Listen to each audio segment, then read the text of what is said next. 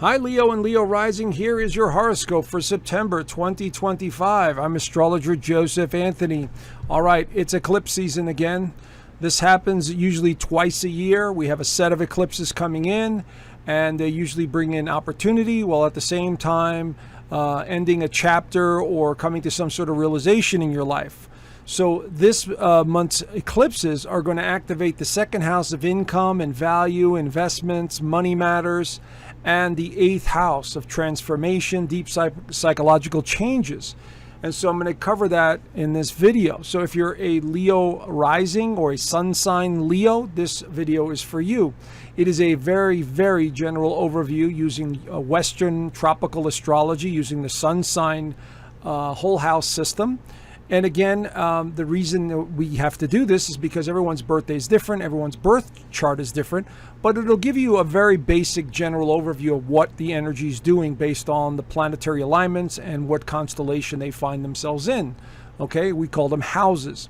So we start off the month, we have a very favorable Venus is in Leo. So this is really something that Leo rising and Leo folks really enjoy, because when Venus is in Leo, they like the attention, they like to look good, they're all about other people and relationships and communication. So this is a great time as you start off the month with Venus going through Leo. It will stay here, but it will change signs this month.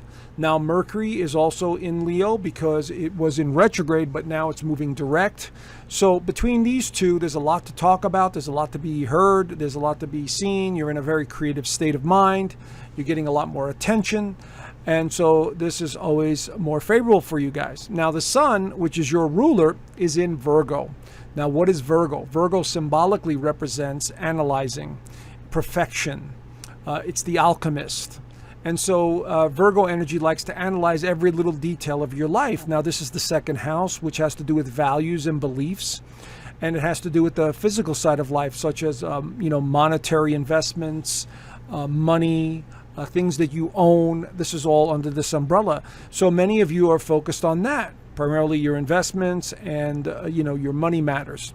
And so that's totally normal. Now, Venus and Mercury will both leave Leo and go into this house. So you could see now that the pattern is starting to change for many of you, where your focus is going to be on new opportunities and investments of some kind. All right. So keep that in mind. We start off with Saturn. Saturn retrogrades back into Pisces late on the 1st into the 2nd right there. Now, this is the other house that represents money matters, but this is really about other people's money and things such as insurance, taxes, investments also falls on stocks and bonds, insurance, all under this umbrella. But here's Saturn retrograding back into Pisces for the last time. It won't return to Pisces for another 30 years. So this is going to give you one last look as karmic Saturn reaches into this 8th house and suggests, okay, what is it that you need to change psychologically? Are your investments sound? Is your spiritual life in order? Are your retirement accounts in order? That's what Saturn is going to do over the next couple of months. It'll be a very subtle energy that'll be there.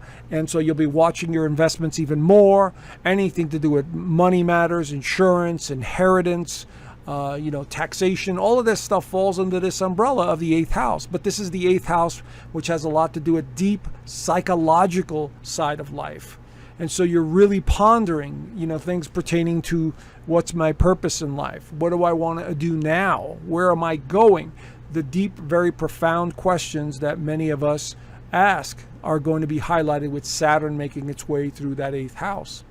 Now, Mercury enters Virgo late on the 2nd into the 3rd, right there into the 2nd house. So Mercury in Virgo is very analytical. And so now you have both of these two, the Sun and Mercury, in this very deep analytical, alignment. And so you're focusing a lot more attention on the physical side of life, your belongings, your health, your children's health, your family's health, because Virgo rules health. And so Do we have enough insurance? Do we have enough investments to cover expenses? Are the new opportunities coming my way worth my time? So Mercury in Virgo loves to analyze every little detail. So you're going to find yourself doing that, probably throughout the entire month because of Venus also entering Virgo. But it starts with that Mercury Virgo. Now, here we have Uranus going retrograde in Gemini right there. There is a stationary position. And this is the first time it's gone retrograde in Gemini, which Gemini is about communication as well, but it's in the 11th house. So this part of your chart has to do with the future. It has to do with planning. It has to do with organizations, charities, acquaintances, groups, community. And so now you're questioning all of that. Do I live in the right neighborhood? Am I spending enough time in my community? What else can I do? You may be going back to the past a little bit with the community and friendships. This is highlighted as well. It's, again, a very subtle energy. The outer planets are very subtle. So now we have 4 planets that are going to go retrograde: Uranus, Neptune, Saturn, and, of course, Pluto. And these are all the outer planets which take time to evolve throughout the year. So this is a very subtle energy that you'll be, kind of slowly drifting back into the past. So let's talk about the full moon lunar eclipse because it involves the sun, your ruler. And so here we have a lunar eclipse which brings things to an end, a completion, a realization, an epiphany. This is what eclipses do. Now it's in the 8th house. So this is going to be at 15 degrees of Pisces. So wherever that is in your birth chart, you want to pay attention to it. Now, a lunar eclipse in this 8th house has a very strong ending to it. In other words, because it's Pisces, which is about spirituality, the 8th house is about also death and rebirth. And no, I'm not saying you're going to die or someone's going to die. I'm just saying it's a transformational energy. It's a very strong, powerful transformational energy, psychologically, sometimes physically. And so this brings to light things pertaining to spirituality, mysticism, religion. Pisces falls under religion. And so you're really contemplating all of that. How long am I going to be in this world? What's the meaning of my life? Do I need, I've ended one chapter of my life. I need to start a new chapter of my life. You're going to be thinking about all of those things. Now, if it doesn't pertain to any of those, it could be somebody in your life that was close to you that you lost, years ago, and you're reminiscing and you're just thinking about them and how you missed them and so on and so forth. Again, this is a very deep and profound house, especially when you have a Pisces moon there. And so, but over the course of the next 6 months to a year, there's a lot of changes that are going to be coming forth for many of you in this 8th house. This is also the house of, like I said, financial matters, like the shared resources. So maybe you're ending some investments. Maybe you're getting rid of some that's not working for you anymore, and you need to just get rid of them. And so that's all on the table as well, okay? Because the sun is going to be opposing, and both of these houses represent financial matters. So there's definitely partnerships and financial matters, investments, all of this stuff is going to be on the table with this full moon in Pisces. Now, Mercury enters Libra all the way on the 18th and 19th right there. So now this is more about fair-minded, beauty, having some conversations, relationship matters.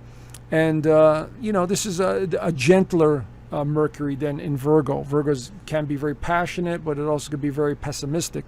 But in Mercury in Libra, it's definitely about more playfulness and charm and enjoying yourself. Maybe taking some trips to have more fun with other people. Venus enters Virgo right around the same time, 19th and 20th. Now the energy gets ramped up even more in the 2nd house, because not only do we have the sun there, notice the moon, and on the 21st there'll be a solar eclipse, but Venus in Virgo is analyzing once again anything to do with financial matters, your values, your partnerships, how you earn your income, your investments. All of that stuff is going to be on the table because it's in such a strong sign for analyzing. Okay, so keep that in mind as Venus makes its way through here. But really the big energy is this solar eclipse in Virgo on the 21st. And it's going to be at 29 degrees of Virgo. So wherever that is in your birth chart, you want to pay attention to it. But once again, this is a doorway that's opening up for opportunity. Solar eclipses are opportunities. So this is suggesting a new income stream, a new investment, a new job, a new way of doing things, a new health program, a new regiment, maybe even a new pet. Virgo rules pets. And so you are absolutely thinking of something new in your personal life that can be beneficial. And so this again opens up a doorway for the next 3 to 6 months. It just doesn't happen on that day. Eclipses are much more powerful and they take a lot longer to reveal themselves or manifest. So here we're seeing some very strong indications of some new opportunities coming your way. Mars enters Scorpio on the 22nd, adding a lot more intensity to this equation here. Mars is about passion and it's in the 4th house. So anything to do with real estate matters. Your home life, your family dynamics, gets ramped up even more. And Mars in Scorpio is like an investigator. It likes to figure out how things work and why they don't work. And of course, Scorpio, like Taurus energy, is also about investments and money matters of all kinds. So you might find yourself over the next, let's say 5.5 weeks, as Mars makes its way through Scorpio, thinking a lot more about money matters and investing. Sun enters Libra on the 22nd and 23rd. Again, back to charm and beauty and enjoying yourself and enjoying your partner. And that's what Libra's all about, partnerships. So the sun will be in a very favorable position for you guys who are Leo and Leo rising to take advantage of it. Okay? Anyway, there's the general overview. If you want to know more, I go a lot deeper in my inner circle here with an extended version of this horoscope. And I talk about the aspects and what they mean and how they're going to affect you. So it's much more in depth. So I left the link down below, but we also do the Zoom calls every Sunday. We talk about everything and anything. People do send me their charts and I do answer a few questions for them. And of course I do the weekly astrology overview in which the members really do enjoy. So anyway, there's a lot of benefits here and it's a really great community. And so consider joining. Hope to see you there. Have a great month, and I will talk to you soon. Bye for now.